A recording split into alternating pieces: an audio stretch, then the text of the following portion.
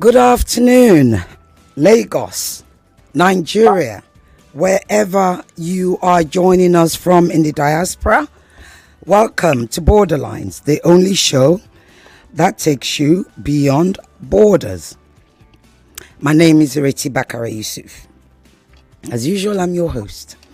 So, we had my guest today. We had him on last week. Little did we know that he'll be back this week. And, I remember when I said last week, we have to have him back.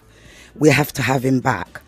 But we didn't know we'd be having him back under this really unusual circumstance. And what is the unusual circumstance? In December, I think it was December 18th or so, the Niger Republic, their oil pipeline was sabotaged. I think it goes to Benin, if I remember rightly. It was sabotaged, so obviously it was attacked. Now, with immediate effect, what then happened was, Niger, remember, the week before, there had been an ECOWAS meeting where pretty much ECOWAS had said, if Niger Republic, if Mali, if Burkina Faso wants to go, they can go. But we give them a 6 months cooling off period in case they want to come back. Now, I'll take you a little bit further back. Niger had a coup which led to, if you like, frictions with Nigeria, right? President Bola Tinubu, who is the current head of ECOWAS, threatened to send in military. He also asked for sanctions, and the sanctions were approved. Niger was not happy. President Tinubu wanted them to restore democracy. Niger said no. Right? Well, the sanctions were since lifted. But in January, Burkina Faso, Mali, and Niger gave notice to ECOWAS that they would be leaving. Now that notice comes up next month. Yes, January 2025. So when I had my guest here last week, right? Remember, he educated us and he spoke to us about, France, Burkina Faso, Niger, Nigeria, what we did right, what we didn't do right, etc., etc. Now, I will bring you back to this moment. There is a huge row going on. Row by that I mean argument going on between Nigeria and Niger, the Niger Republic, because the pipeline was attacked. And immediately, I'm going to give you a couple of quotes before I introduce my guest, who is already online, ready to talk to us. Immediately, the Nigerian minister, foreign minister, Bakari Yao Sangere, I'm going to quote him now. He said, "Despite efforts to normalize relations, we regret that Nigeria has not given up on serving as a rear base for the destabilization of Niger with the complicity of some foreign powers and officials of former regime to whom it offers refuge."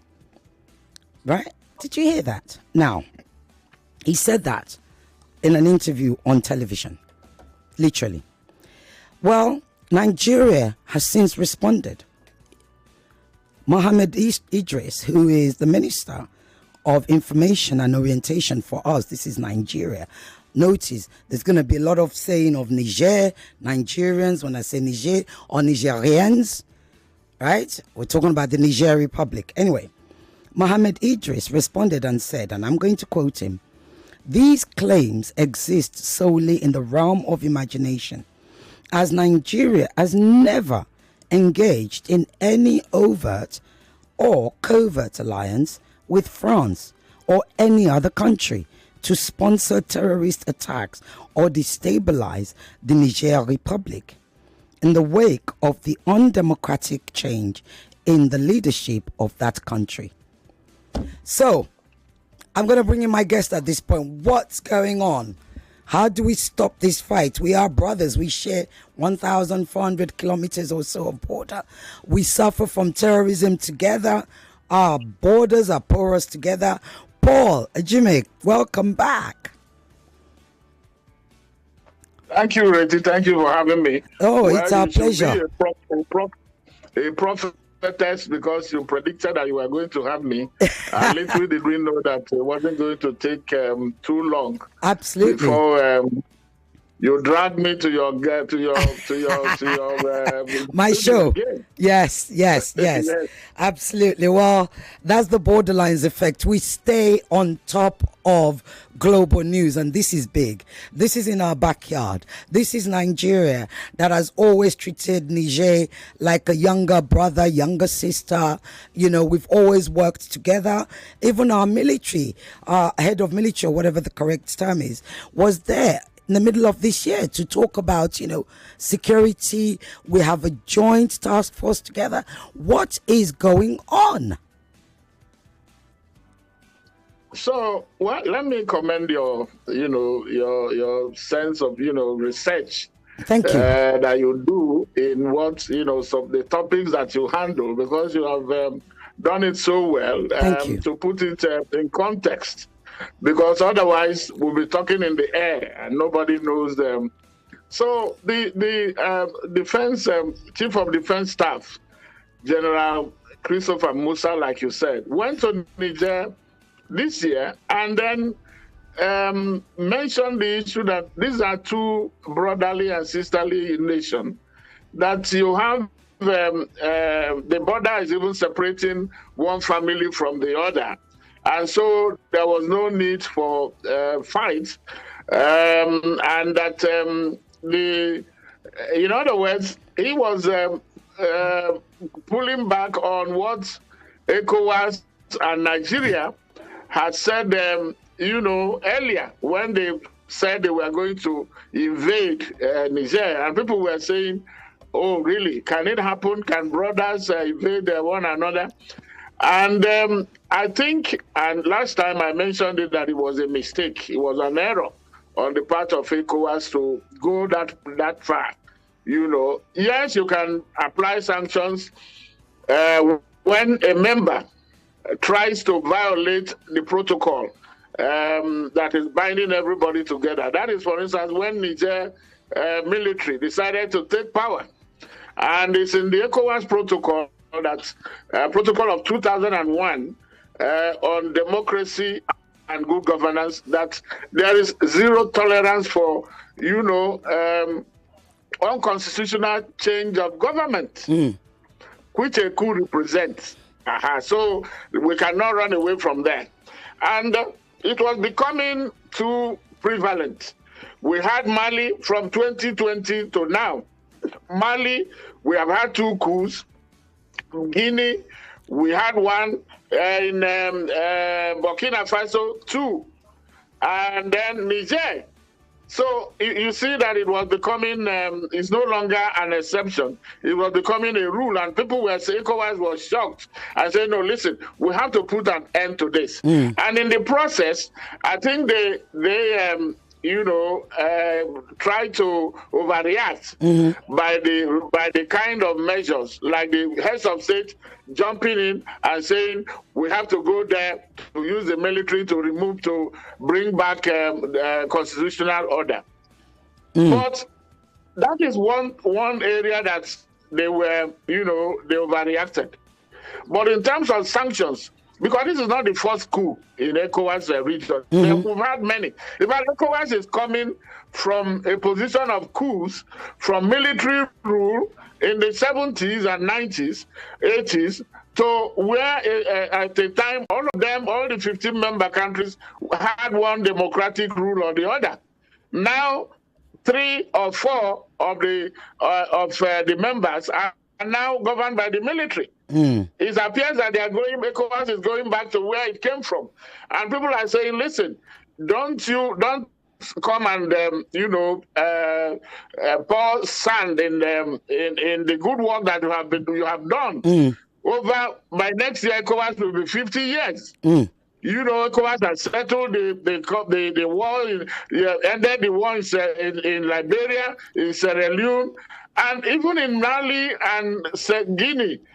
All it has had to set, it is known for what is called a preventive diplomacy, or in conflict resolution and prevention. So it is that is why ECOWAS is known. So ECOWAS cannot now become a hostage of what it was really praised for, and that is where the problem is. And so back to Niger. Yeah, these are two countries. And if you pull back, let's go back to the administration of General Buhari, President Muhammad Buhari. Yeah. Because remember that people said that he is from Niger. Yep, absolutely. And that he was favoring Niger. Yep, Hence, absolutely. There were accusations that you have roads being constructed from Nigeria to Niger. You have rail line and others. And then it's ironic that the same Niger is now behaving. Oh dear. This is the network. Yes. What Paul was saying is that, remember when we had the rail line to Niger, and people, Nigerians in this case, were saying President Buhari was favoring Niger, right? They were saying, there were talk that he's from Niger, etc. However, what Paul is saying is, isn't it so ironic that the same Niger that our former president, or president at the time, Muhammadu Buhari, was actually being accused of favoring, the same country that President Muhammadu Buhari got a lot of castigation for, is now the same country that is accusing us of sabotaging their oil pipeline. It is very, very ironic. In addition to that, makes it even more ironic is that we have always, when I say we in this case, I mean Nigeria and Niger have always worked together to combat terrorism. Of course, we, being the richer country, have always led, right? We sacrifice. So it's really quite amazing that in spite of all of that, Nigeria, is being accused. And that's why, let me read Mohammed Idris's statement again, right? That's our Minister of Information and Orientation. He said, these claims, this is the claims by Niger, that Nigeria sabotage and is conniving, and is really accusing us of terrorism, if you like. These claims exist solely in the realm of imagination, as Nigeria has never engaged in any overt or covert alliance with France or any other country to sponsor terrorist attacks or destabilize the Niger Republic in the wake of the undemocratic change in the leadership of that country. Well, it is absurd. I mean, literally is absurd. So whilst we wait for Paul's network to come back, within Niger itself, the people of Niger are actually accusing, their president, their government, that, look, you're making excuses. You are actually trying to point the finger at a sovereign country for your inadequacies. That's what they're saying in Niger. They're not buying it that Nigeria is responsible. Not at all. In fact, they're saying, look, our government we have rising poverty. You are not doing well on security. You are not doing well on a host of HDIs. And now this happens to us. Instead of you to actually focus and face your inadequacies and fix it, you're trying to point a finger at Nigeria. In actual fact, it's interesting because one of the things that they said is that leaving ECOWAS isn't going to be beneficial for them. What difference is it going to make? If anything, they're going to lose more. That's what the people of Niger Republic are saying, you know. So whilst in Nigeria and even in other parts of Africa, of West Africa, you will hear people say, what's the point of ECOWAS and all of that stuff. The irony is, once you're about to leave an association, an economic bloc, which is what ECOWAS is, think of the EU, think of what happened with the UK and Brexit. You know, it's all very well to think, I'm going to go it alone, we can do it alone. We don't need those. We don't need the ECOWAS. Just because you're not happy with the current ECOWAS president and some of the moves he's made. But now your people are saying, look, you're literally not managing or governing the country properly. And now you're pointing fingers at a foreign country for your inadequacies. So which means what then? Who do we turn to for these security issues? Because we have been actually collaborating with Nigeria. You know, it's a very interesting situation that we find ourselves. I'm going to give you an opportunity to speak whilst we wait for Paul's line to come back. And you must permit me, once they're able to get him back, then I will have to interrupt you. 020127709993, 020146579190. And the WhatsApp number is 0809-597-5805. The question is, Niger, oh, you guys have already started calling. Can I probably even guess those who are calling? Hello? Hello? Hello? Hello? Hello? Oh, dear.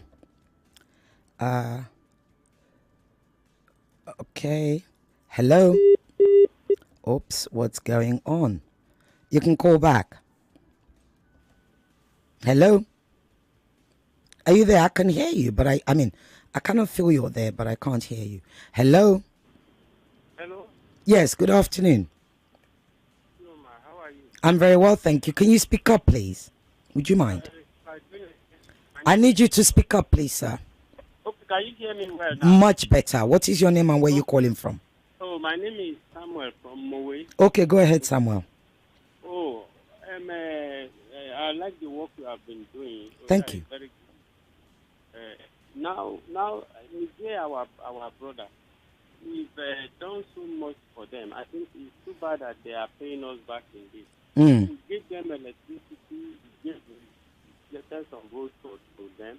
Even fuel, a lot of our fuel goes to their place. Is this the way they are going to pay us back? I think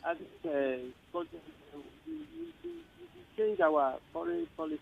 If it comes to that, we cannot to give help to neighboring countries and they export terrorism to us. See the new Lakwa or something like that. Yeah. From that side, Boko Haram, they fight us and play to Niger. And so on and so forth. Mark Jessina that was in Kano in those days, they are from Niger. What is our benefit from that country? If it is possible, let's block our border. But then we move on. Thank you. We can do without them. Thank you very much. Hello? Hello? I cannot hear you. Hello? Oh, Okay, good afternoon. Good afternoon. Is that Emmanuel? Yeah, it's Emmanuel. Go ahead, Emmanuel. I'll give you more than 1 minute this time. Go on. Okay. Quite unfortunate the allegation the Nigerian president raised. But one thing we need to talk about, and we need to caution our president about, is the romance with France.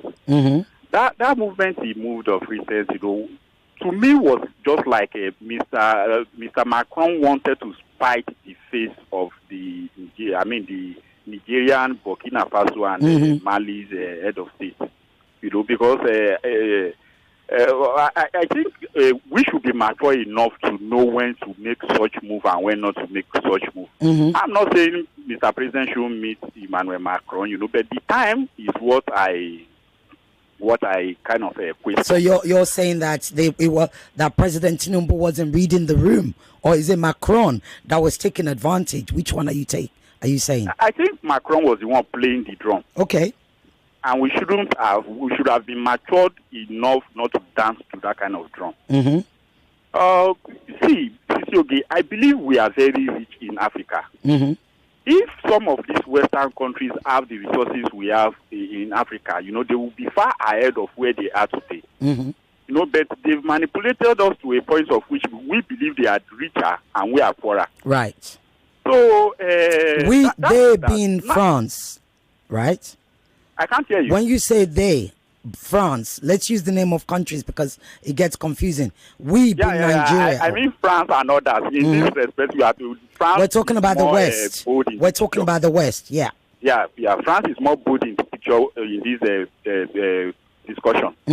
Now, I listened to Uncle Jimmy this morning. I would have, if I'm the president, I would have aligned with my brothers, than those people over there. Now, moving forward, I think we should kind of keep this distance in their affairs, kind of stand neutral, and neutral in practicality. In total, in practicality. What do you mean? Because we haven't actually physically done anything. What has happened is ECOWAS as a bloc. So there's a point where we have to separate President Tinubu, the president of Nigeria, and the leader of ECOWAS. We have to. So it's ECOWAS that's doing, not Nigeria. No matter what you say, we are the breath of ECOWAS. Well, when we were the body of a human being, but we are the breath. Yeah, but I also have to say, President Tinubu only just became, recently is the latest head of ECOWAS, right? Okay, he wasn't the head of ECOWAS when Buhari was there, and Buhari wasn't the head of ECOWAS either. I know. It would have been better if we are not. If the president of Nigeria is not the current leader of ECOWAS today, but because we are the leader of ECOWAS at this point, it puts us to whom much is given, much is expected. Is that what you're saying? The fight these people are trying to fight. Tell me. To be honest with you, the Nigerian president might even be playing politics because the Nigerian citizens, are just either rightly or wrongly, wants to campaign against. They are falling for the campaign against France. And anything that will make them campaign against France, bringing Nigeria in, at least to keep him in power. Okay. He's ready to do it, just to be relevant. Thank you. So that is why I said we should keep our neutrality in their affairs with France and the shackles they believe France. Because of recent, I've come to this realization that if you are fighting for freedom, don't be too joyful. Okay. If something like freedom is coming, okay, or seems to be coming, wait patiently. Be patient. In my own political, what politics? Because if you see what happened in Syria today, people seem to be protesting in Syria, against the new income. Oh, you'll get a chance to talk about that after this ECOWAS. Don't worry, you're going to get a chance to talk a lot today. For now, I will want that move that they wanted to invade Niger Republic, destroyed a lot of things. But I want them to keep that because unconfirmed. Oh yeah, wrap up, Emmanuel. Because if I leave it to you, you'll end up in it's me and you. They want to build a dam, in Niger, that is probably going to block our own dam in Nigeria. That invasion news, destroyed a lot of things. Thank you. Thank you very much. Right. Do you agree? We're still trying to get Paul back. Do you agree with Emmanuel? Right? I'm coming to the phones. Hello. Oh, you snooze, you lose, I'm afraid. Hello. Hello. Hello. Yeah, hello, good evening. Good evening. What's your name and where you calling from? My name is Shegun. I'm calling from Ikeja right now. Okay, Shegun, go ahead. I think our people should first know that we are recovering it. That we should not operate on the behest of others. Then it's not a question of your friend is my friend, your enemy is my enemy. Each nation determines what suits its best. Mm-hmm. And so that maybe we should shout out to Niger Republic because Africa. We are forgetting that Russia has almost taken over all those Sahel areas. Russia is supporting them, and this is not policy. Okay. So we now, because Niger, Burkina Faso, and Guinea, they are now tending towards Russia. We too, we should do the same. Paul, you just need to fix your camera again. Yeah. Hello? Yes, I'm here. I just need you to wrap up. Our guest is back. We determine what we want to do. They are just lying. Yeah. They are looking for an excuse to justify whatever intention they have. We are not destabilizing them. We have a lot of interest. Okay. We have pipeline go through the place. We have our own project goes into their plant. And then roads. Okay. So can we get into those ones? Can we destabilize them? No. Good evening. Thank you. Right, you can stop calling now. We'll open up the lines again. Paul is back, and it is an absolute pleasure to have him back. So, you guys, borderline committers, what do I call you? Borderline listeners. You can stop calling. Hold on with the calls. Paul is back, and I will open up the calls. Don't worry. We're going to get a lot of chance to talk today. Paul, welcome back. Yeah, I'm so sorry. Talk about sabotage. This is the real sabotage. All the everything went down. It is okay. From the power system to support system, everything. So, dear. Apologies. Yeah. Indeed. Yeah, you were saying the irony of the fact that President Buhari was being castigated during his administration for taking the rail lines and stuff, to Niger. And here we are. Niger is fighting with us. Over to you. Yes, so that is the irony there. In fact, the president was quoted then as saying that if they try to cause a problem for him, he will probably go to Niger, to his people and stay. But that is neither here nor there now. So for the same Niger that Nigeria has spent so much, invested so much in trying to develop their infrastructure and their system, to now come back and be the one accusing Nigeria of trying to, it's a beggar's belief, they will say. But this is international politics. Indeed. But I think what will happen is not to, when you started, you talked about Nigeria being the big brother and then Niger is a smaller country. But they have a very, more than 1,400 kilometers of borders. These borders are porous. Part of the problem that all the countries are having is insecurity. And then when you have a porous border, it allows for infiltration of these armed groups, Al-Qaeda, the West African Al-Qaeda, Boko Haram, all of them. So they try to assist and so on and so forth. So instead of jumping and pointing accusing fingers on Nigeria for what might have happened, I think they need to do the due diligence to find out who are the military regime should not think that they are loved by everybody in that country. And in the case they have also declared France. Let me just interrupt you. They have also declared France their enemy. Yes. So, and America and everybody. So, you cannot now say that anything that happens, Nigeria becomes the fall guy. Yeah. But Nigeria on its own should do everything to explain to them and not give any suspicious moves or make any suspicious moves to give them the reason to suspect whatever it is doing. The fact that I try to explain personal relationship and international relationship, they have their limitations and then advantages and disadvantages.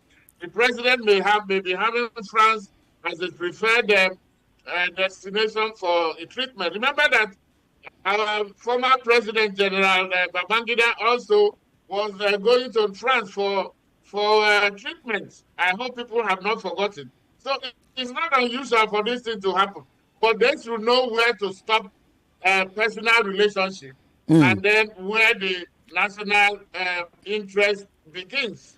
And I can tell you that Nigeria, no Nigerian will stomach any foreign power. Nigeria has this problem, but it hasn't come to the point. Nigerians are very proud people, I can tell you that. They do not think that they have anybody to be stationed somewhere to tell the Nigerian troops. I have worked with Nigerian troops.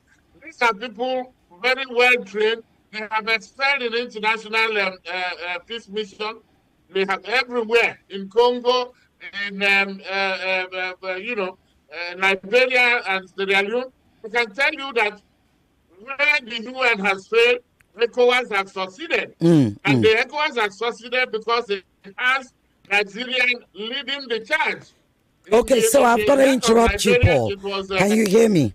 It was Nigeria and Ghana and others. Yes, go ahead. So let me interrupt you. Firstly, I need you your camera. Can you kind of bring it forward as you had it before? Yes, is that better? I'm talking to my. Is it better? Yes. See, yeah, I think that's better. Is that better? Is that better? Please, I'm talking to my technical people because they're the ones that are. Okay. Yeah, I think that's a little bit better. Anyway, if it's not, they will let me know. Let me come to you. I've got some statistics that I have to read out to you, which my brilliant new producer has just sent to me. Her name is Mercy.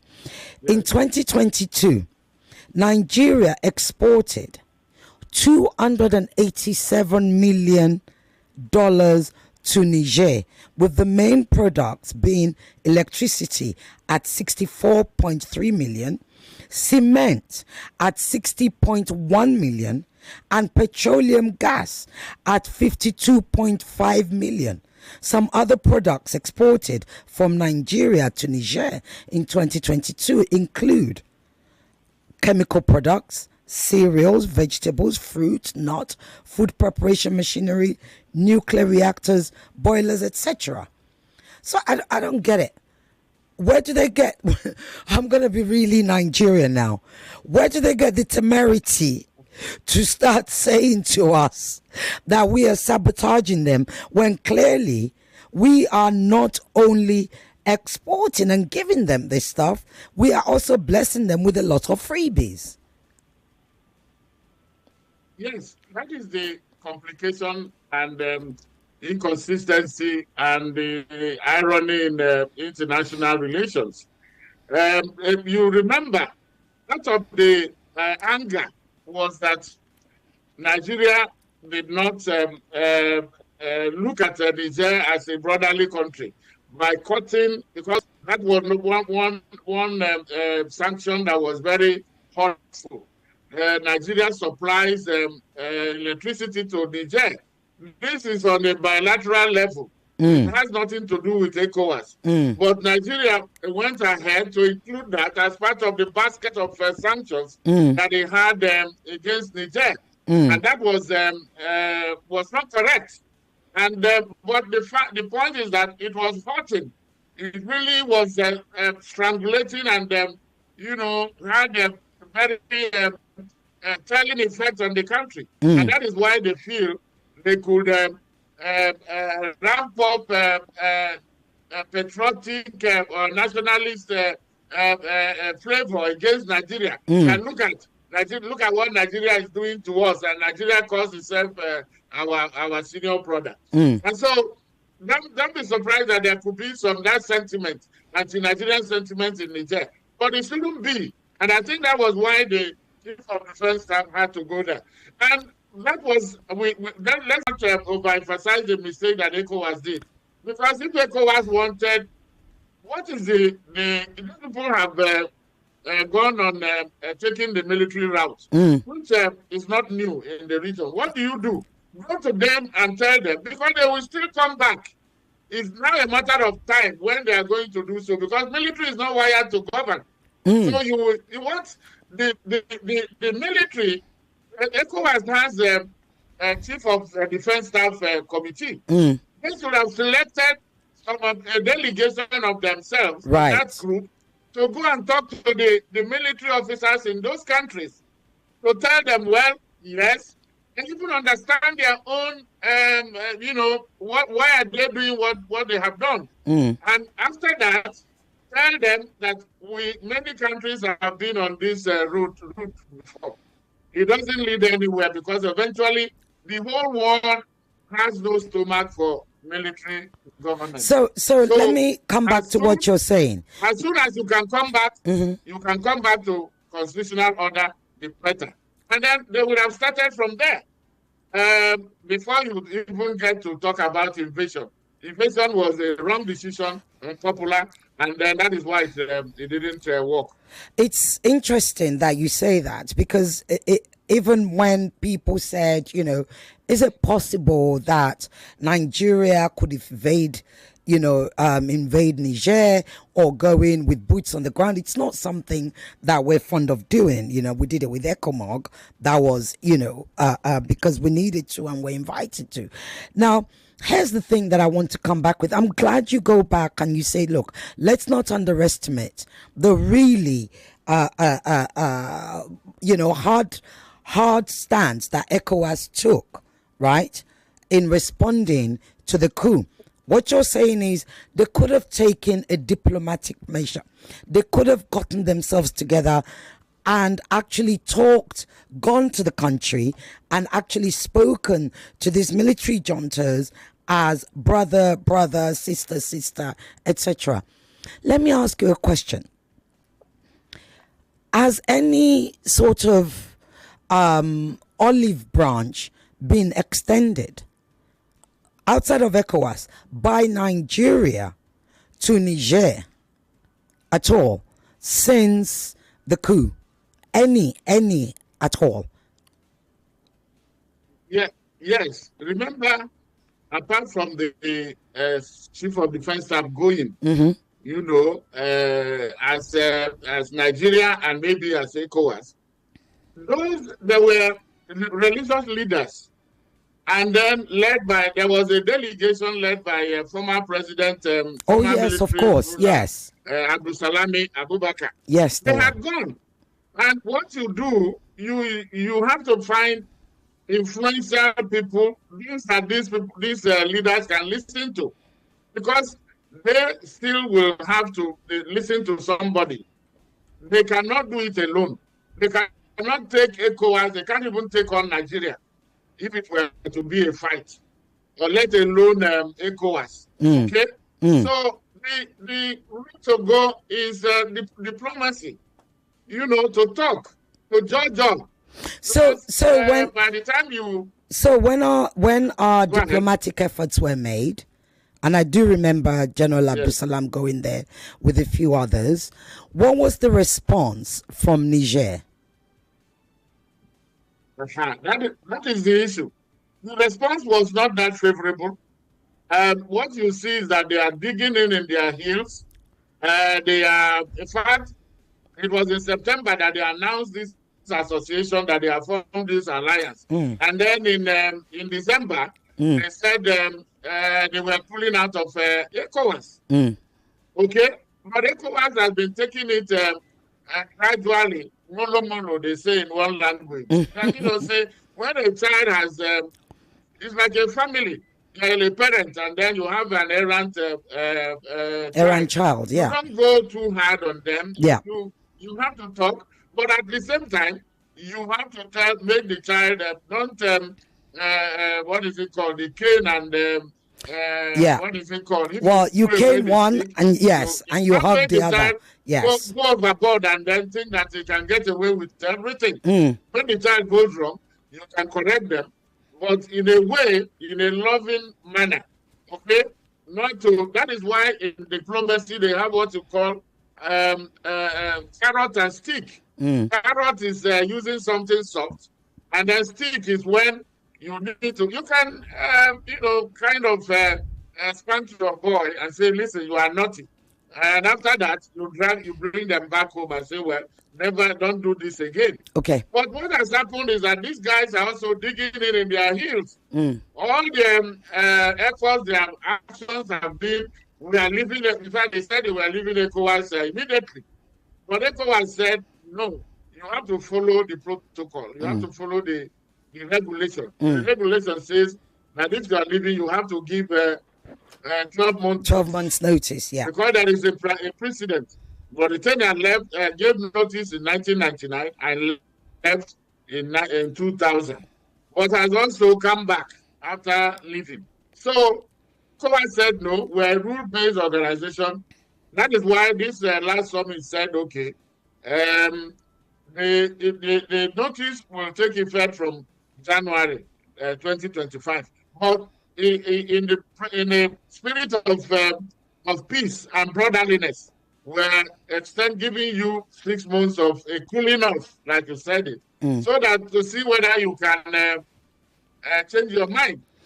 But in effect, that separation or divorce takes effect from January. Yeah. What they are doing now is working on how to do the separation. Divorce in marriage is not a very easy thing. You can go to court and ask you to settle out of court, or they decide to give their ruling on how you should share your property. That is where ECOWAS is doing. They say, let us use these 6 months to know whether we can patch it up, or if we can't, then there is so much to be done. Okay. There are ECOWAS institutions in these countries.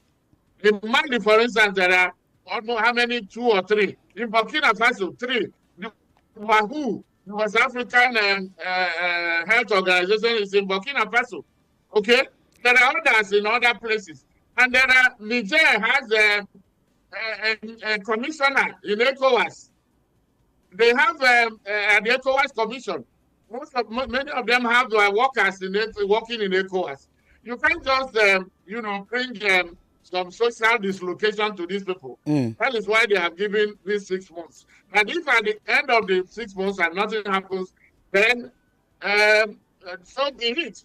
But it's going to be painful for both sides, and particularly for the 3, because they are landlocked. They have made their case that they don't want any association with their former colonial master. Okay, ECOWAS so let me... is not their former colonial master. Yeah. Nigeria is not their former colonial master. So they have to find a way to do that without mixing things, bringing apple and orange and everything in one basket. Okay. They must be able to tell who their enemies are and who their friends are. Thank you. Now, let's talk about today. France, Macron, and President Tinubu and Nigeria.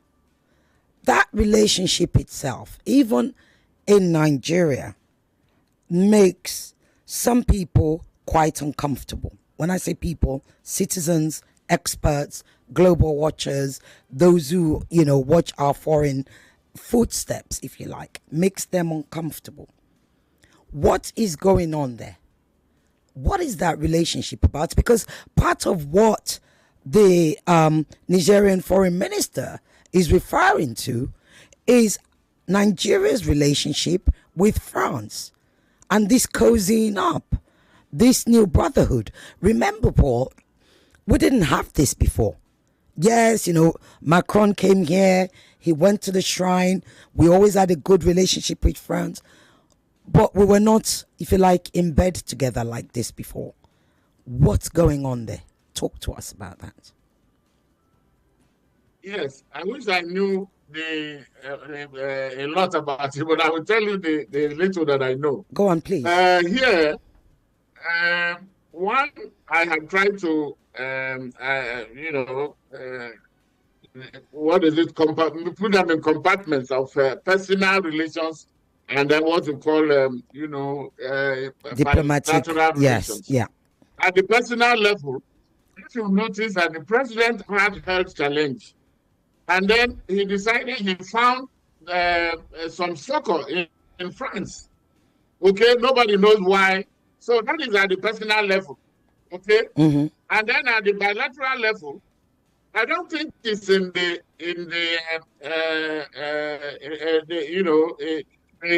responsibility of Niger or any of this country to tell Nigeria, dictate to Nigeria what country it must be friendly with. Mm-hmm. So they are saying the same thing.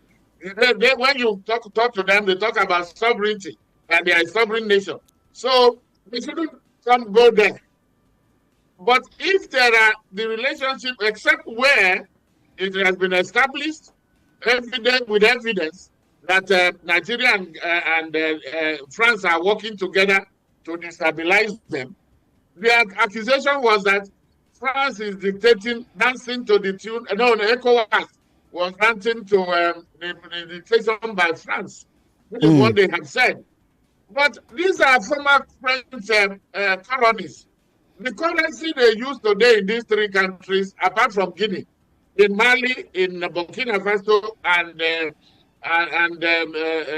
where is the other one? Mali, Burkina Faso, Guinea. And Niger. Yeah. Niger. They are controlled French CFA. They are controlled by French treasury. So if there is anything to do, if they really mean business, this is where they would have started to say, okay, come and take we are having our own currency. But they didn't do that. They are also still members of the nation UM1, the West African Monetary and whatever union, okay, which is within all 8 are members of ECOWAS. But they have the central bank based in Dakar. Okay, let me interrupt you. We're about to go on a quick break, but don't go away. Yes. We're going to continue with you. Yeah, so they belong there. Why have they not severed relations with sever that relationship? Yes. Or stop using, they jump into ECOWAS because it is because ECOWAS is the only one asking them to come back to constitutional order. Right. That is why they are behaving like that. Okay. Somebody actually said that. One of the analysts actually said that. I'll be right back after this. Yes, we're going on a quick break. Paul, hold your network. Hold your network. You are listening to your number one station for talk. 99.3 Nigeria Info. 99.3 Nigeria Info. Let's talk.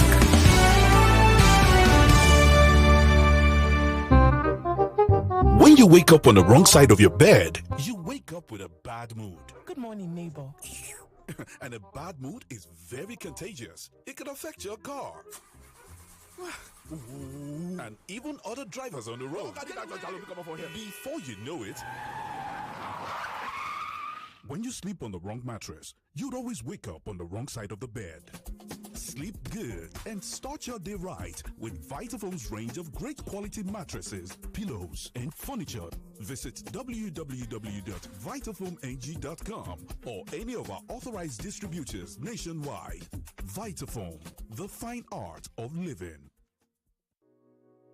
Shop on Saleko, the new online marketplace. Sell on Saleko, where buyers and sellers meet. Shop on Saleko, buy from Lagos Market. Shop on Saleko, like Balogun, Alaba, Computer Village. Shop on Saleko, buyers can negotiate prices. Sell on Saleko, and sellers can join for free. Shop on Saleko, shop from your home without stress. Sell on Saleko, boost sales, make plenty profit. Introducing Saleko, the online marketplace where buyers can meet sellers, explore an array of products, bargain and get good deals. Just like open markets, save more by getting up to 50% discounts on items. That's right, while also enjoying 100 Naira delivery fees within Lagos this December. Visit www.saleko.ng, saleko.ng to buy and sell now. Saleko, buy boku, sell Berekete. Terms and conditions apply. You define better odd. I be you one play cause over 1.5. I be you one bet. Say both seem no go score at all. Oh yeah, we get better payout. No worry, we there for you. Our odd chapter out. In all day for best baba. We win money, best baba. Cash out today easy or best baba. We get online games for you to play over dollar one. Yeah, we get better bonus. Money we know that.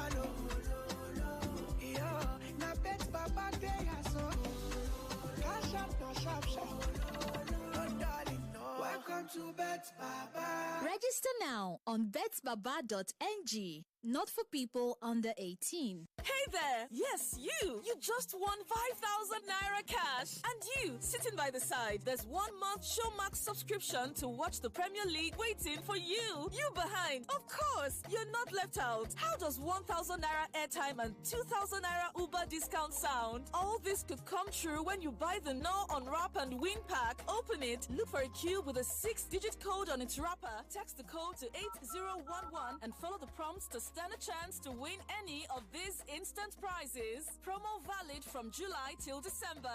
Terms and conditions apply. Get extra value on the No Unwrap and Win pack. No, eat for good. Let me ask you a question. What holds you back when you wake up each morning?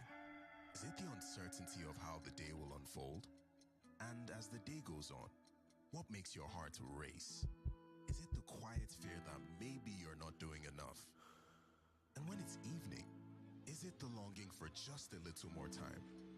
Whatever it is, remember, challenges don't define you, but how you rise to meet them. Staying connected to your dreams, that's how you break free from limits. Get unlimited data plus up to 6-hour battery backup to keep you connected without interruptions on Airtel 4G 5G Smart Connect. Visit the nearest Airtel shop to find out more.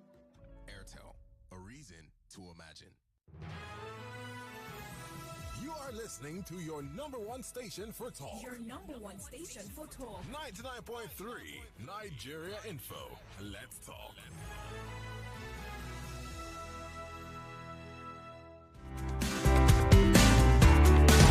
The news update on 99.3 Nigeria Info. Nigeria Info.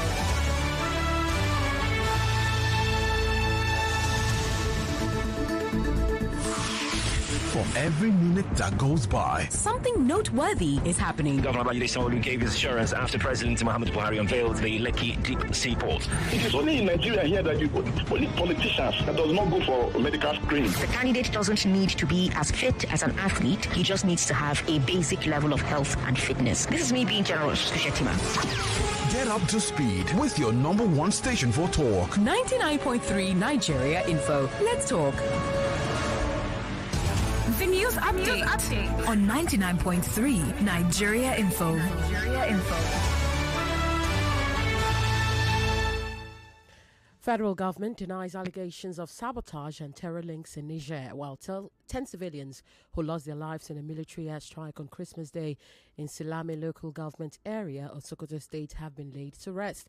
Former Vice President Atiku Abubakar describes Wednesday's airstrike in Sokoto as disheartening, while Defense Headquarters states that the deaths and injuries from the Sokoto airstrike were caused by explosions rather than the strike itself. Chief of Air Staff Air Marshal Abubakar announces that the Nigerian Air Force achieved 20,000 flight hours in 2024. Troops of the Joint Task Force Northwest under Operation Fasanyama destroyed terrorist camps in Katsina. LASMA advises trucks and commercial drivers to ensure routine vehicle maintenance to prevent traffic accidents, while the court has sentenced 4 drug kingpins to 28 years in prison with hard labor. Minister of Industry, Trade and Investment reassures manufacturers that Nigeria's free trade zones are designed to boost exports, while the Central Bank of Nigeria attributes the sharp drop in oil revenue for the third quarter of 2024 to aging pipelines, infrastructure and operational inefficiencies. The Nigeria Employers Consultative Association calls on the Lagos Water Commission to stop actions disrupting business operations.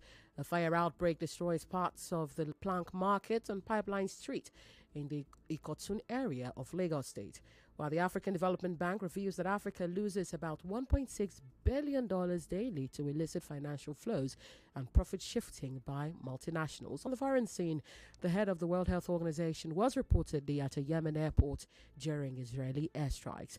Those are the headlines. You are listening to Borderlines with Ireti Bakare-Yusuf on 99.3 Nigeria Info. I am Yvonne Ohaifo. Stay with us.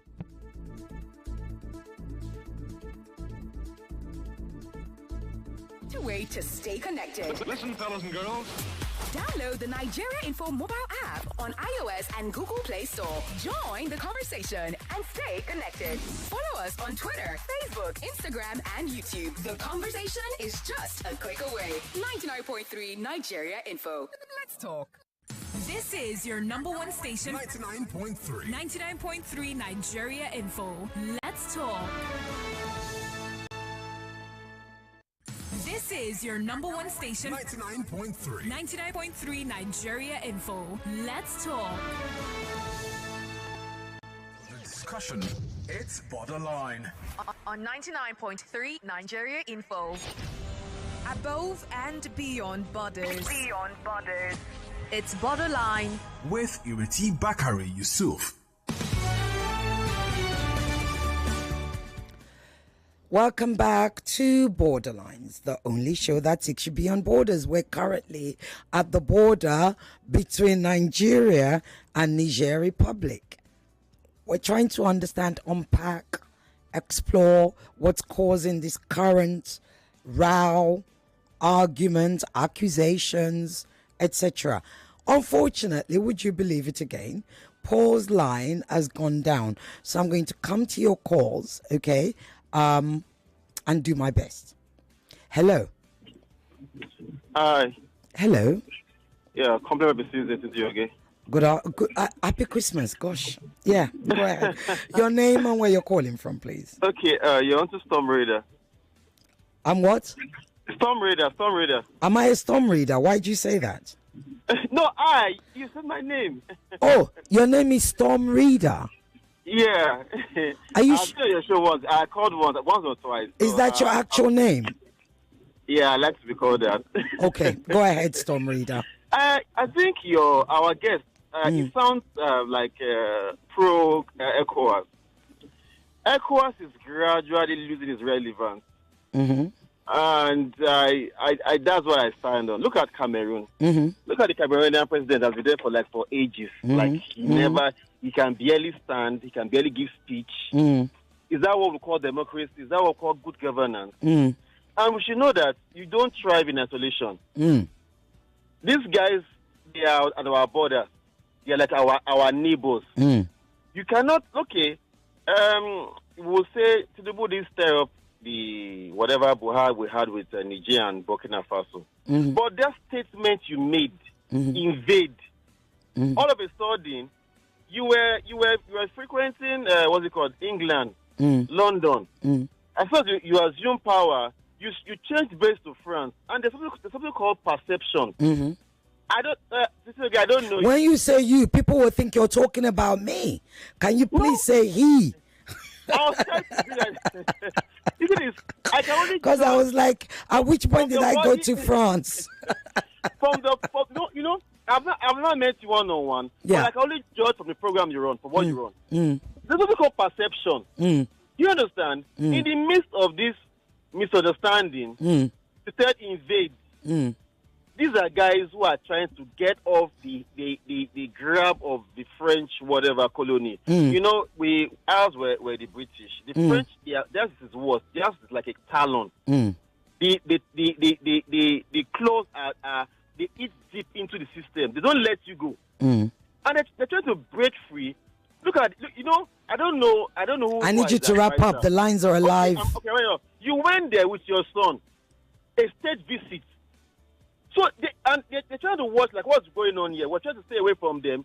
There's a way you would have gone about it, and your guests should know that there's no smoke without fire. Do you understand? So a sovereign country like Niger, they know what they are talking about. We've been good today. We are big brothers. Nobody can. A sovereign country like Niger know what they're talking about. Okay, thank you.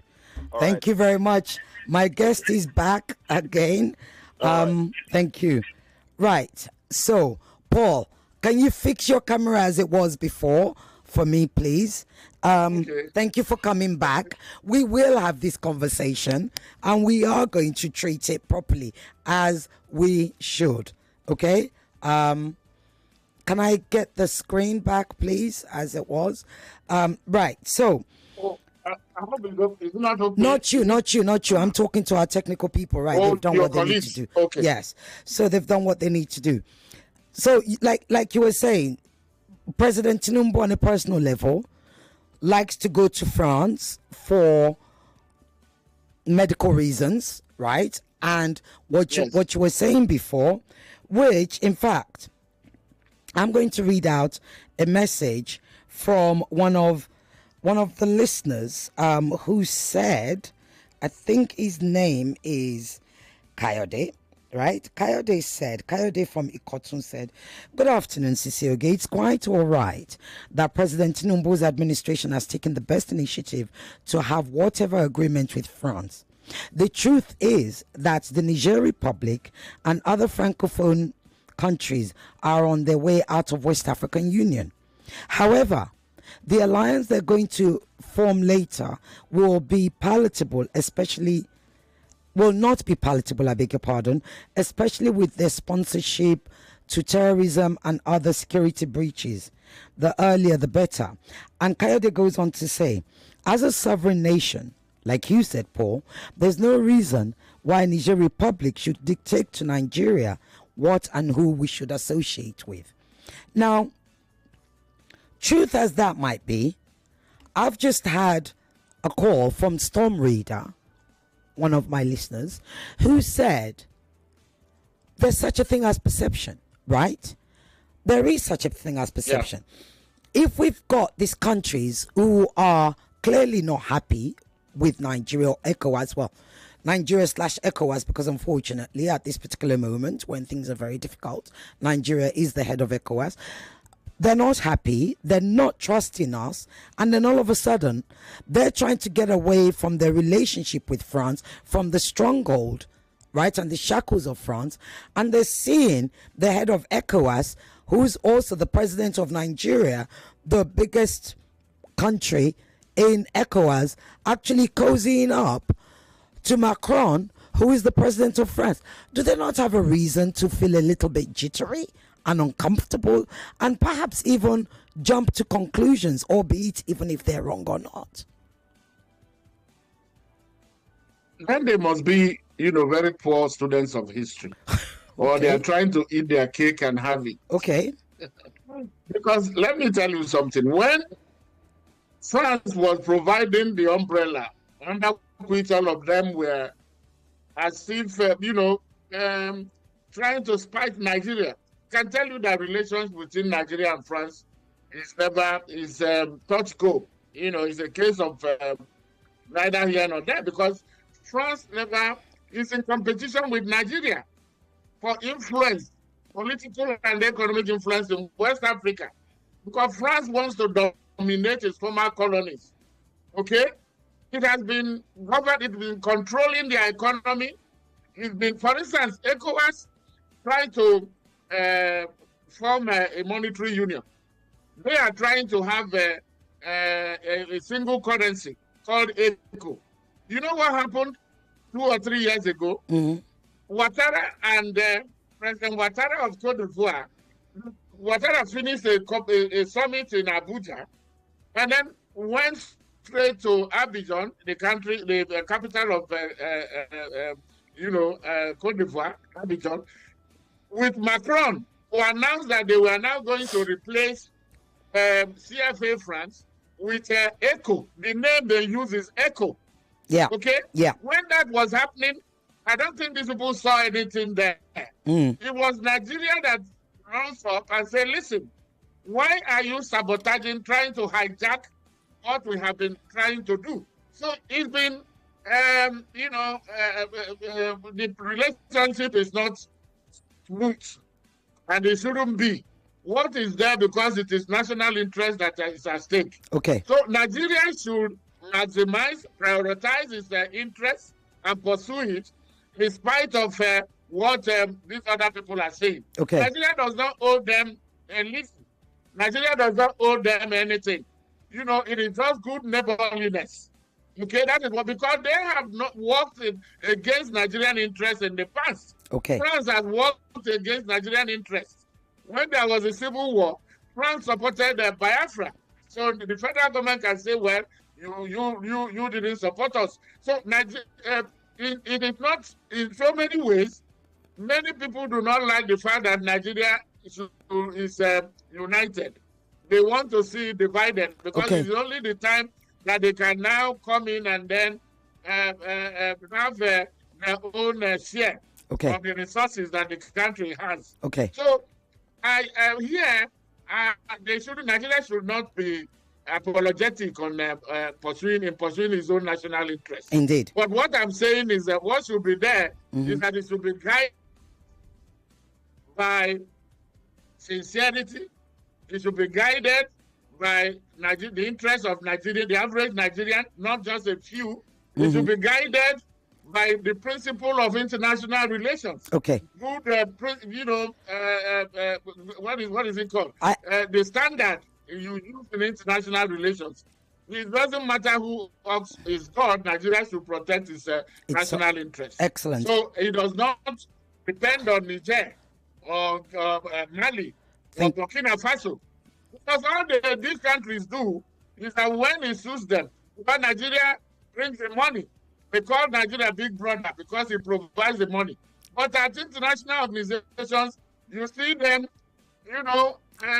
fighting against Nigeria. Okay, I have to interrupt you now. Also, yes. Okay, right. I need to interrupt. I'm going to keep having to interrupt you. So you're going to have to be keeping your answers short, call. I have the calls going. I have messages coming. And I still haven't even finished my own interview. So I have a question here from Emmanuel in Maryland. He said, greetings, Ireti. Please ask your guest to confirm or deny whether we have French soldiers on our soil anywhere in Nigeria. Can you make any statement to that?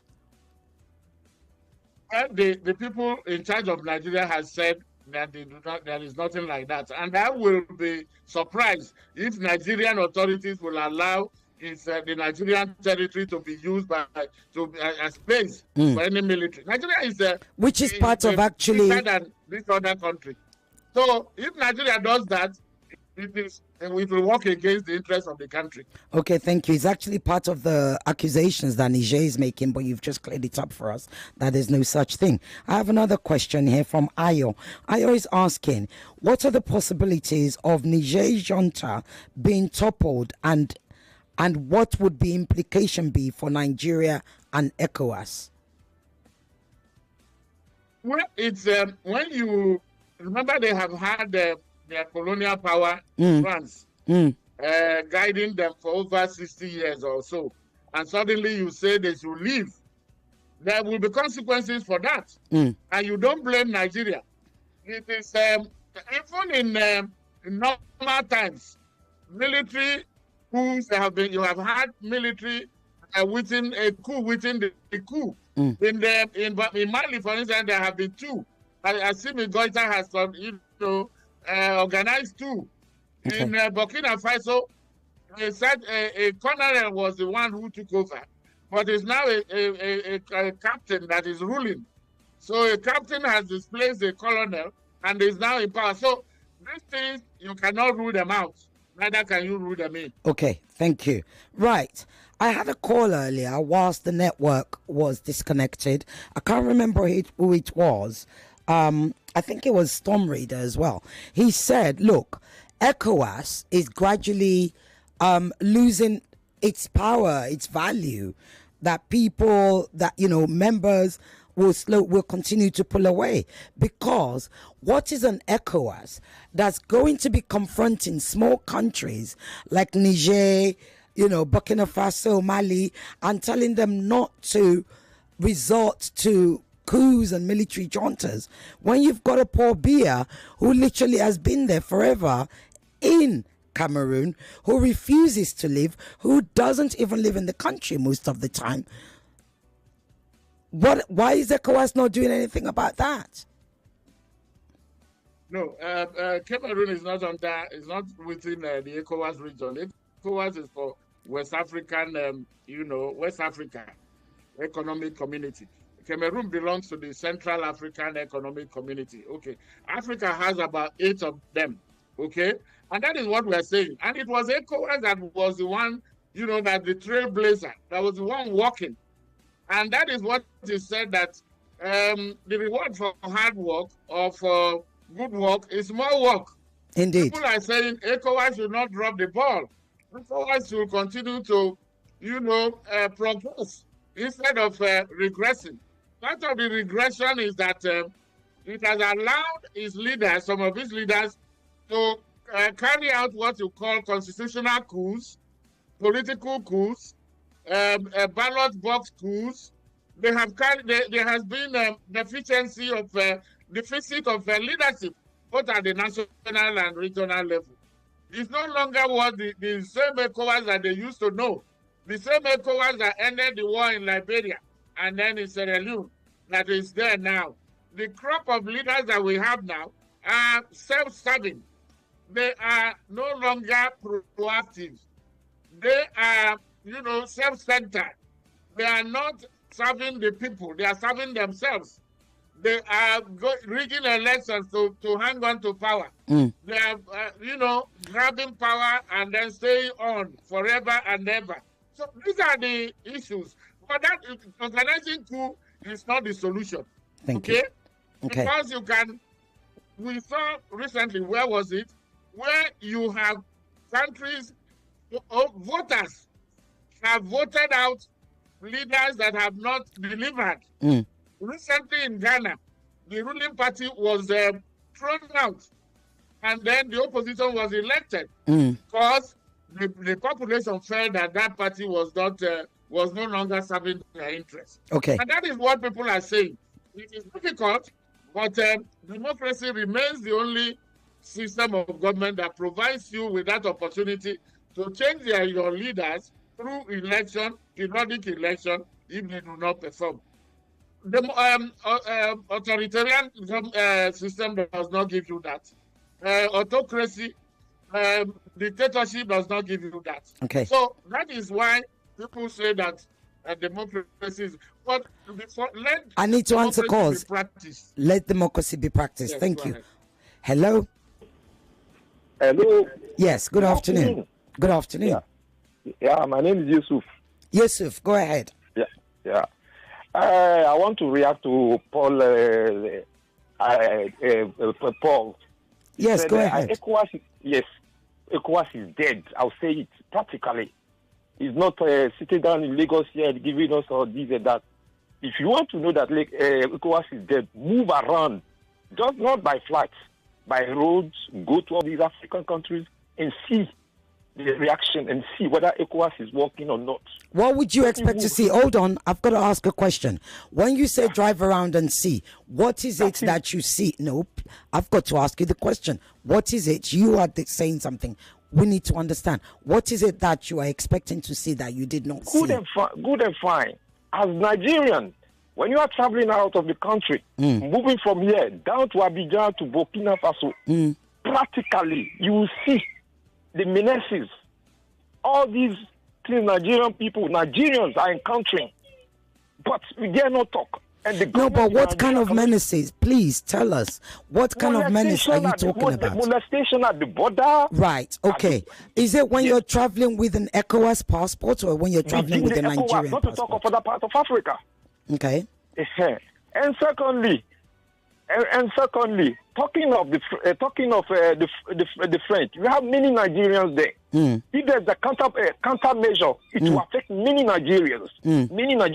So we need to be very, very diplomatic when it comes to relation with the Francophone. Okay. Very, very. You don't sit down in your comfort here and say, Go to Senegal, go to all these countries, all these. I think I might let Paul answer that because he might just tell you where all the countries. Permit me. All the countries that he's worked, that he's been in. Please stay listening, Paul. Over to you. I'm going to give you 1 minute, please. The lines are going. You might want to respond to that. He said you haven't been. You can't just be sitting in Lagos. Yes. First of all, you're in Abuja, not Lagos. I'm glad that you. I worked in Senegal for more than 5 years. I was in Burkina Faso for more than 3 years. So I know, and I've lived in Nigeria, I've worked in Nigeria, and I've visited most of these countries. So my brother, the issue is not. Every organization has its problems. Even the EU, you see what is happening there. You know, Britain not left the EU, so it is not. And ECOWAS will be 50 next year. I can tell you that in terms of tangible achievement, ECOWAS is not even credited with much of what it has done. But it is also not right to just keep quiet and say, well, to rest on your oars. You have to work. I know there are problems with free movement and whatever. They are still working on it. But it was ECOWAS that was the first regional economic community that brought the visa-free regime that others are copying, that the AU is copying, others. It was ECOWAS that did it from 1979. So it has its problems, but which policy is... does not have issues. Okay. So because there are issues, because you have problem with eating, you don't stop eating. You are drinking water. You say people have died from eating food, so we don't stop eating food. So the idea is to find out how you adapt, innovate, and then prioritize your issues to maximize the benefits that you have from there. Okay. Don't give up. Don't say it is not working. I need you to be answering these questions quicker. Yeah, go ahead. Yes, the founding fathers had their reasons, and it has worked. That the community, and in spite of the colonial language and cultural difficulties, were able to stay together. Thank you. And it is better. That is the trend in international relations, to have regional organizations instead of going it alone. Thank you very much. Hello? Hello? Hello? Yes, good afternoon. This is Badamosi from Solere. Okay, Pastor Badamosi, go ahead. Yes. Nigeria should be a regional power. Nigeria is a regional power, but go ahead. Yes, what's your question? Power. Yeah. You want me to ask? I don't know. I'm trying to understand what you're trying. Are you asking a question or are you making a statement? No. Nigeria is a regional power and should play that role. Okay. Nigeria is a regional power. It should play the role of a regional power. Nobody can come and bamboozle us anyhow. Okay. Thank you. If Niger Republic is having a government that is not constitutional, yeah, Nigeria has a role to play there. Okay. So you shouldn't be afraid. Thank you. Nigeria going to France. Yes, Nigeria is a regional power. Okay. You can't mess around with America. So that's what we want to do. We want Nigeria to be a big country, really big country. Okay. So nobody should come around and tell. We're feeding them, giving them light, giving them water, giving them everything. Why? Thank you. Thank you very much. Thank you. Right, Paul, so it's a good time for me to ask the question. I didn't get a chance to ask you, and I wanted to ask you before. This pipeline that was sabotaged, how important is it to the Niger economy? 1 minute. 1 minute. I'm going to start giving you short time. It's very important to them. That is why they are raising the issue. Okay. And by the way, ECOWAS also has a West African pipeline. Right. I don't know the one that has been affected, whether it is part of it. But every pipeline that supplies, whether it is oil or gas, is important to a nation. So it must be important. That is why they are raising the issue. But it is not by accusation that they will solve the problem. Nigeria is already giving them electricity. They can work, let them talk as brothers to be able to resolve this issue instead of escalating it and then linking it with France or whatever problem they have there. Every country has got its own issues. Okay, I have a quote here. So Nigerians, so these are the citizens of the Niger Republic, apparently are saying, look, they're telling the government, don't blame Nigeria. So ECOWAS is on the side of Nigeria, saying Nigeria did not do this, Nigeria would never do this, Nigeria has always led with peace, etc., etc.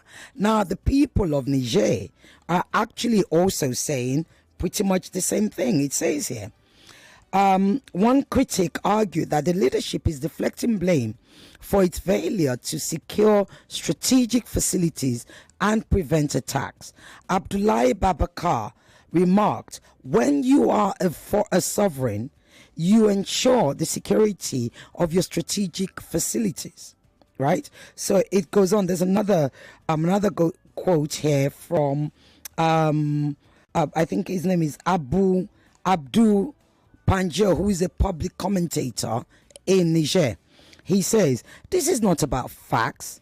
This is about Nigeria's relationship with France. And I think that's telling. Is, again, remember I said, could it be that they're feeling discomfort or they're feeling nervous about this relationship that we have with France? Let me quote another one.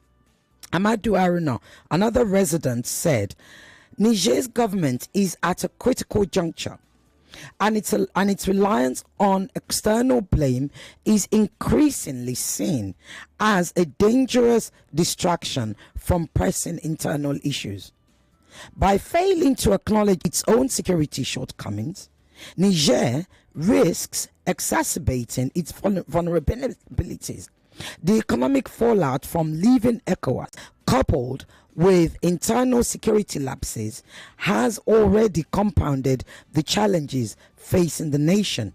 And here's a quote: the decision to exit ECOWAS was short-sighted and has brought more harm than good, remarked a regional analyst.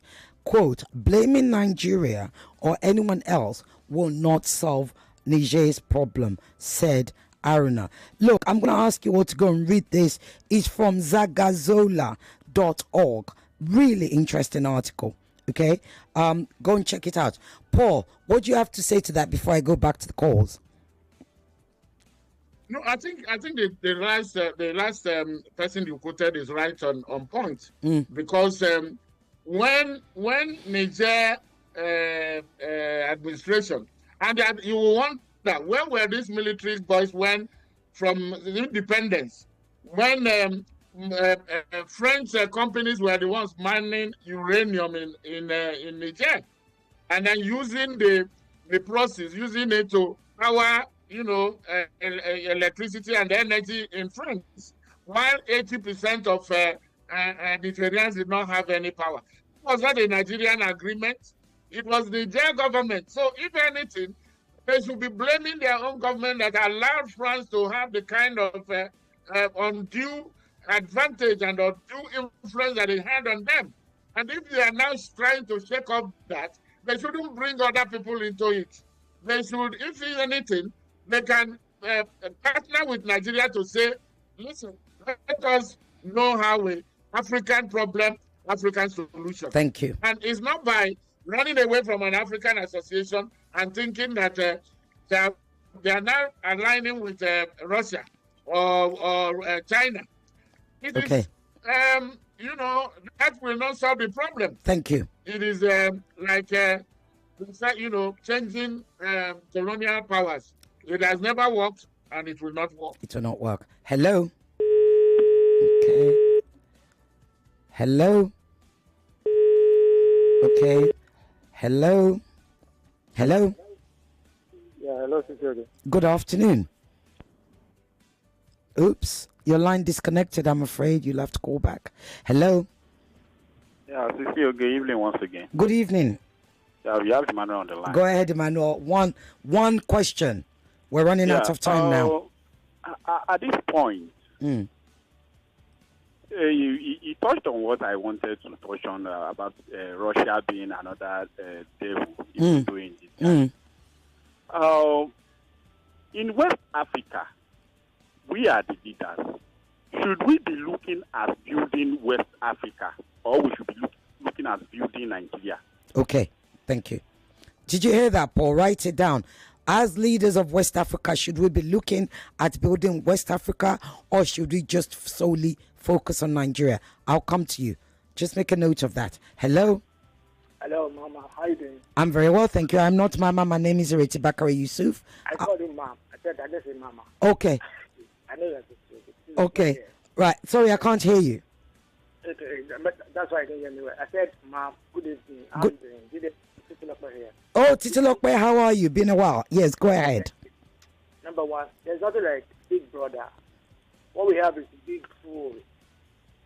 Can you hear me? I'm listening. There's nothing like Nigeria being Big Brother. Rather, Nigeria has been a big fool. Why? In West Africa, yes. We've been spending money. We went to Somalia. We went to Liberia. We went to Sierra Leone. We went everywhere. Spent all of the money we have got at the detriment of our own development. Yet, Nigeria does not have that influence. We are still unable to exert the right influence as far as African politics is concerned. Okay. First of all, there is nothing wrong with Niger having opera with Nigeria. It's common in Africa. You have Ethiopia versus Egypt. You have Ethiopia versus Somalia. So that makes it okay? No. It's natural. It's not what is natural about fighting? I mean, you don't understand. But I've got to say, Titi Lokwe. Yeah, but what they're doing is they're accusing us of actually sabotaging the oil pipeline to Benin. That is propaganda. That is what he's going to say. That is what who is going to say? That is propaganda. But he's only flying because back home here, the president of Nigeria is unpopular, especially with the region that is close proximity to Niger, which is northern Nigeria. The president of Nigeria is unpopular.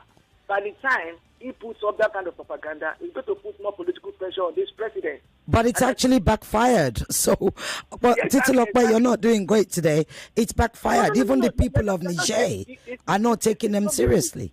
It's diplomacy. Anything is possible in diplomacy. I can tell you because I'm an adversary now and I want something from you. I might call you a witch. Sorry, you're not. I might call you anything. That is, I just want to put you to a table. What the man is doing here is because Nigeria president today is unpopular with the whole of Nigeria and especially with the northern Nigeria that is the best proximity to Nigeria. And that is what is. But dude, I know that is not the case. Okay. But to tell Nigeria not to have a relationship with France, it's not. I don't believe in that. Okay. Nigeria can have a relationship with anybody as long as we remain sincere, we remain committed to all kinds of foreign ties that we have. Thank you. ECOWAS or UAU or whatever. Nigeria can be. Okay. Nobody can tell Nigeria where to go and where not to go. But Thank you. We must do everything to ensure friendship with Nigeria. We should not fight them. We cannot afford to have that. Excellent. Thank you very much. Hello? Hello? Yeah, good evening. Good evening. Very quickly. Your name, where you're calling from? AY from Badagry. AY, go ahead. Yes, I heard so much and learned so much, but being a regional power, there's a score sheet you read out about all we supply them, the things we give them. Yeah. But you just read one side. The other side of the balance sheet, what comes in from Niger to Nigeria? Food. Did you check?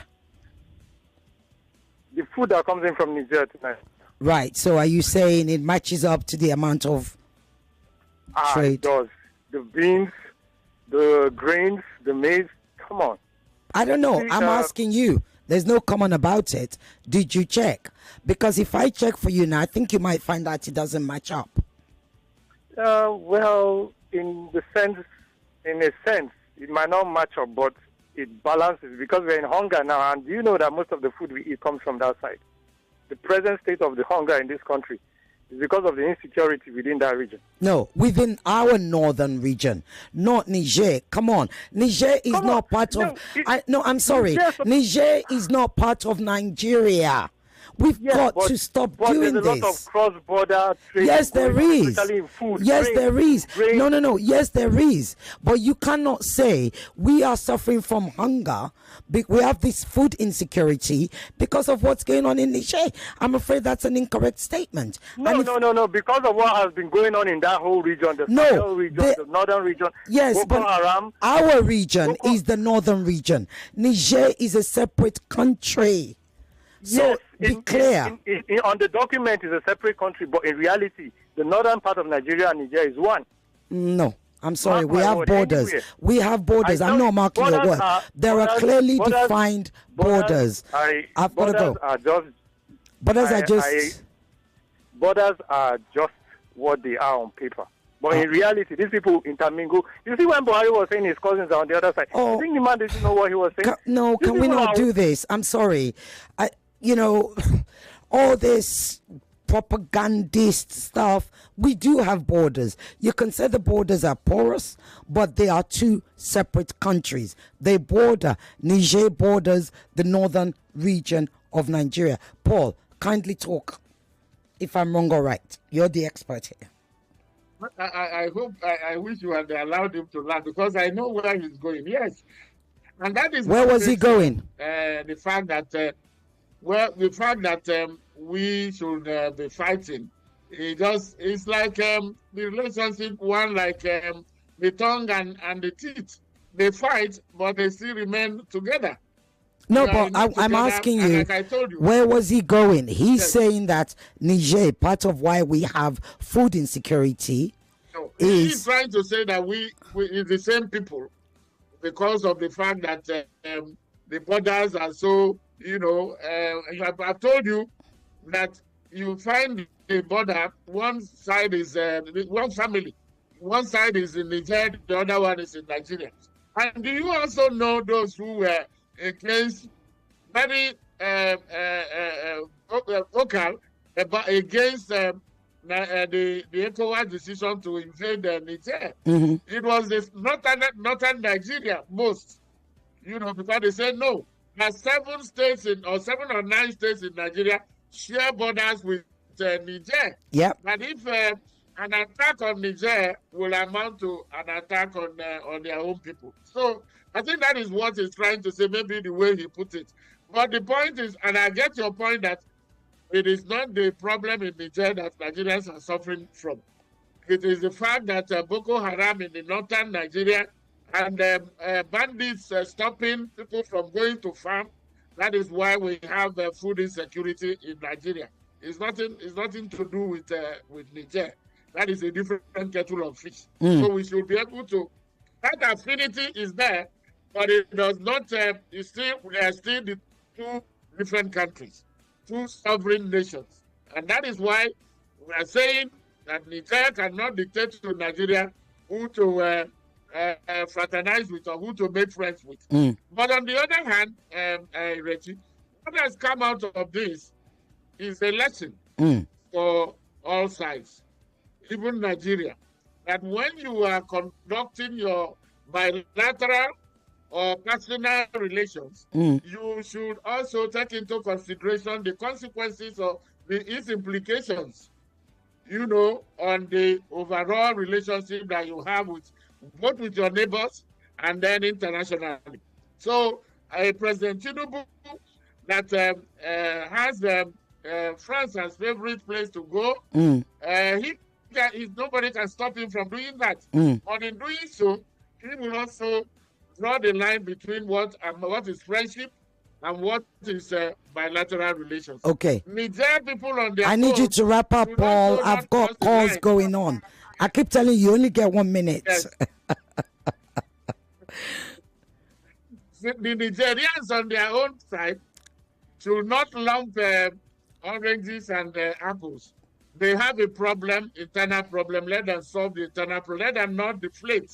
Let them not find an excuse outside their shores. Let them solve their problems. And if they are in a difficulty, they can always come to Nigeria and both can sit together and resolve them. Okay, I need you to keep this question in mind and I'll answer. I'll pick up another call. Titilokwe asked a very good question, or he made a point which I'd like you to talk to. If you can do it like literally in less than a minute.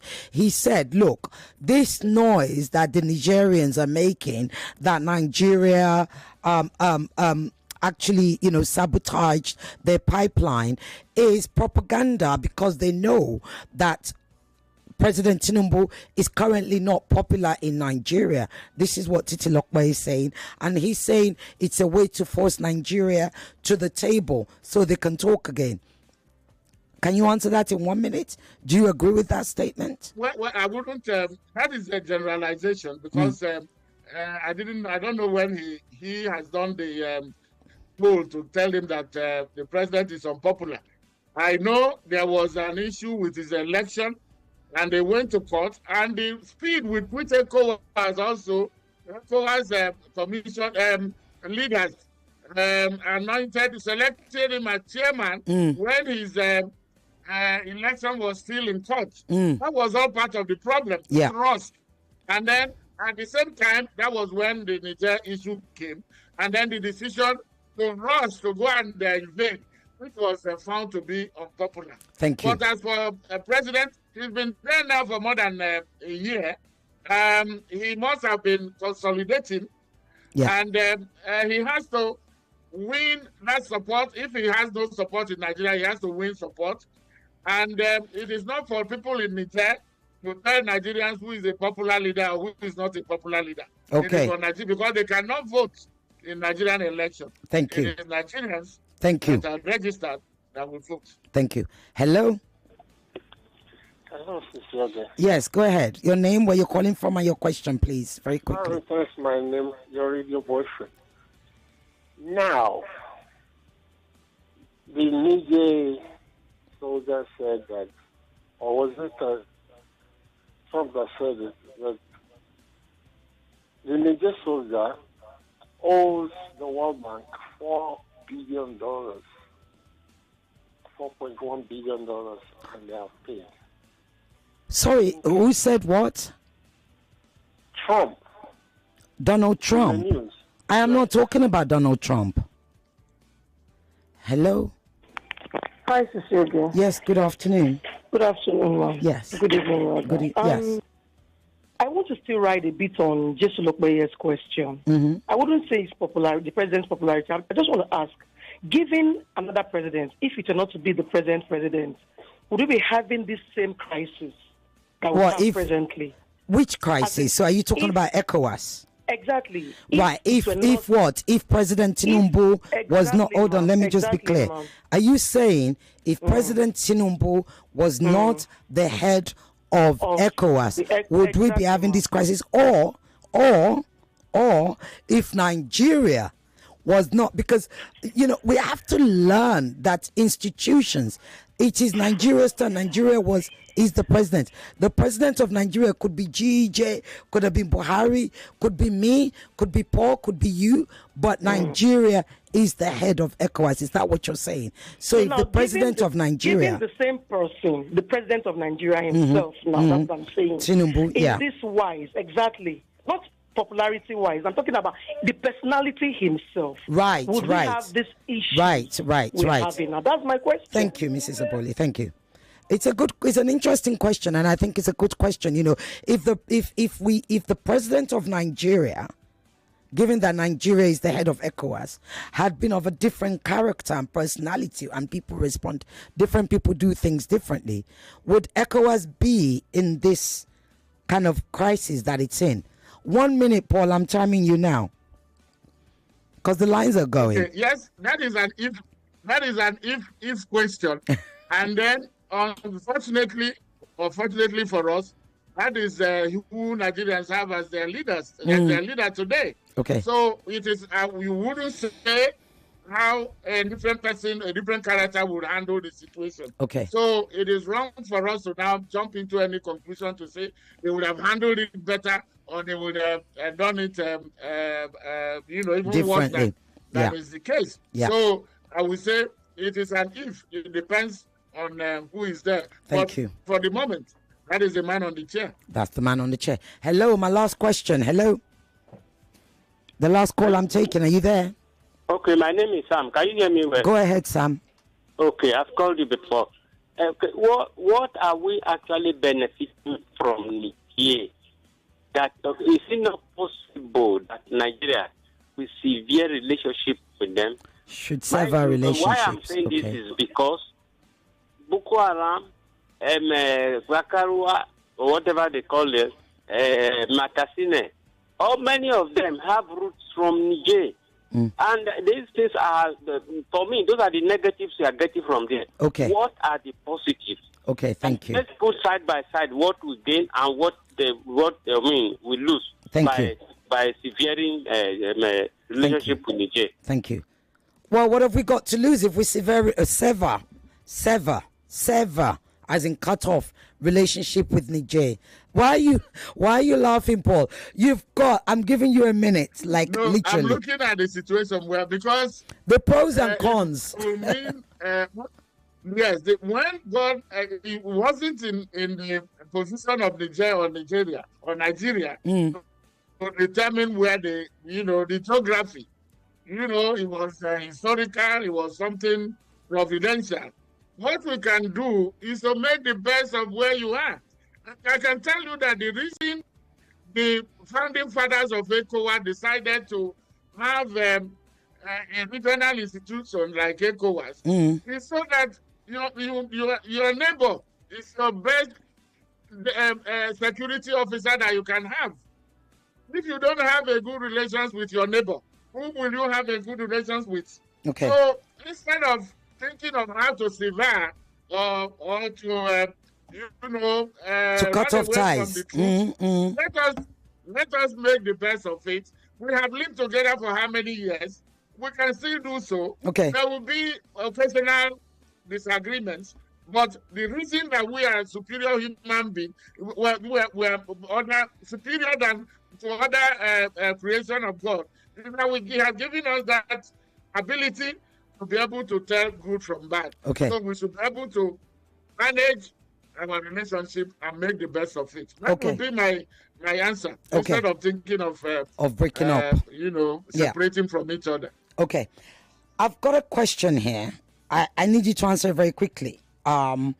Somebody who is Okwe Kende from Ijegun is suggesting that Nigeria, Niger, all of us, we should just get out of the United Nations and then we'll be free. Quickly, yes or no? Oh, I see. That is not a solution. That will not solve our problems. Okay. Because UN is an extension of our regional, continental. Remember that we have the AU, African Union, before we now talk. And UN is not a bad organization. If you know its history, it was set up it grew from the League of Nations after the 2 World Wars. Yeah. And it was created to promote peace. And it's grown to include more countries. Whether it is doing that today or not is another matter, or how far it is doing it. But the fact that it is not living up to that expectation, instead of saying remove it, I think there are benefits that are derivable from belonging to this organization.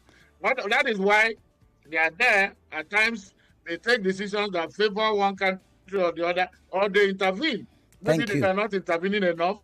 They've not even done as much as ECOWAS has done in trying to solve the world problem. So, very quickly, before I let you go, what do you think will happen? We'll make up with this current row? What will happen? What do you predict will happen? I think the two countries, the option, and the only very viable option is to continue to talk.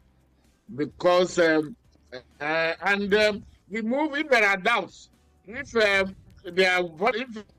Niamey, the government in Niamey is worried about the closeness of Nigeria or the president of Nigeria with France, they should be reassured that it's not against their interests. Okay. And when Nigeria does what it does.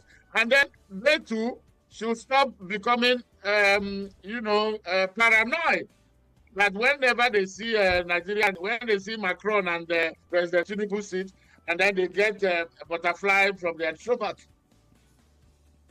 They should learn. They have existed for more than 60 years, not in these countries.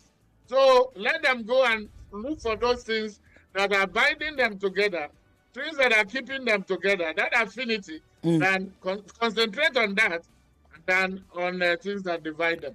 Paul Ejime, who is a global affairs analyst and consultant on peace and security and governance and communications, and is an author, and is worked in ECOWAS, around ECOWAS, written 2 books. You all need to go and do your homework and download his book. I'm sure it's available on Amazon.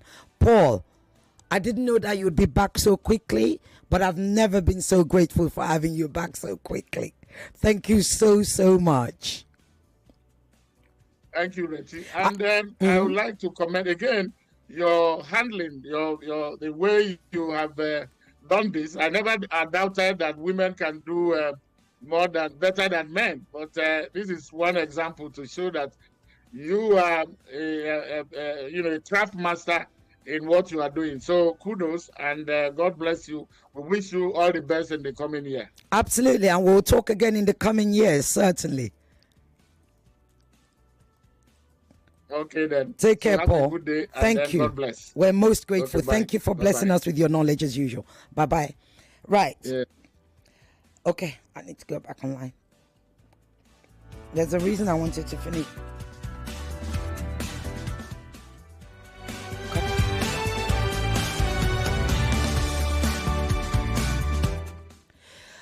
Okay, that is the end of a really, it was an all Africa borderlines today. You see, when it's Africa, when we've got the time, we will do it. So those of you that get on our message and say, something Nigeria, what about Nigeria, and all of that stuff, as you see, Nigeria was the focus today. Niger, ECOWAS, 2 weeks in a row. When we have the guests who have the knowledge to do it, we will do it. When we have the topic which falls within borderlines, we will do it. Okay? So can we stop? And I want you now. The other thing I had wanted to do today, we're not going to get an opportunity to do it anymore because I thought, we were all enjoying that conversation so much. We could have Paul, and we're thankfully, we're really blessed to get him, in all honesty, because he's quite big in his space. Here's the thing. I wanted us to do a review on international events, global events. I wanted you to pick the one that was important to you, or that you want, the one that you remember, and what comments, and analyze it and stuff that we've done on the show, whether it's the one we've done on the show, even some, because we haven't always had a chance to do every single one. Russia, Ukraine is the one that we struggled with for a long time. We're still trying to get the ambassadors. We're trying to get the ambassador of Syria. We're trying to get the Nigerian ambassador. We try our very, very, very best to actually ensure we get the best guest, the most knowledgeable guest to come on this show. It is not because we don't want to cover more stories. It is simply because we don't find, we don't have the time. We've only got 2 hours, or we just didn't get the guest. So, it is how it is. One of the things that I would like you to do for us, and I know that I haven't got much time and I wanted to hurry up very quickly, but unfortunately now I've got 36 seconds left or so. One of the things that I wanted to do is I'd like you to send on to Borderlines on today's YouTube and put comments on suggestions on what you would like to see, what differences and what things you'd like us to add. Kindly do that, please. I don't have much time. 4 seconds. I've got to go. Next week, though, we will do the More year news review. and information coming up. Back in a moment.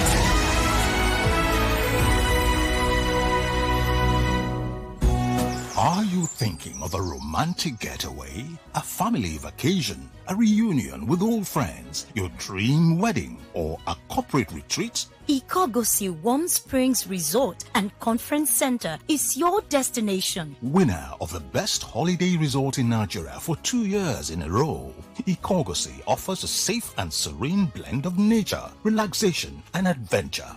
Go see Ikogosi. Visit ikogosiresort.com for more. 2 things you can't have it all with one play. I got that defined point. You have just won yourself.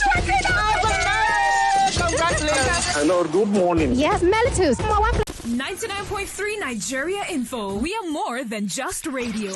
Subscribe to our YouTube channel at Nigeria Info FM. Check us out on Facebook at Nigeria Info 99.3. Follow us on Twitter at Nigeria Info FM and on Instagram at Nigeria Info FM Lagos for live updates as it happens. 99.3 Nigeria Info. Let's talk.